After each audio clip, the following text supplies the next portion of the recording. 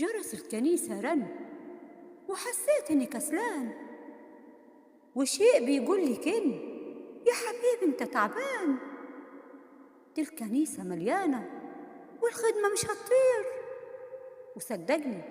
وصدقني وبأمانة الأيام جاية كتير.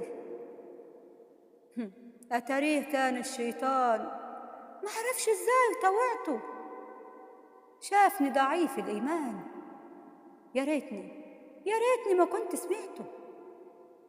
شبهت نفسي تمام بالعذارى الجاهلات، كانت نهايتهم ظلام وغير مستعدات. وقلت أرجع في الحال وداوم مع الصلاة زي الابن الضال لما سامحوا أبوه. يا ريت بلاش تقصر في حق ربنا، ولما الخدمة تكتر نتبارك كلنا.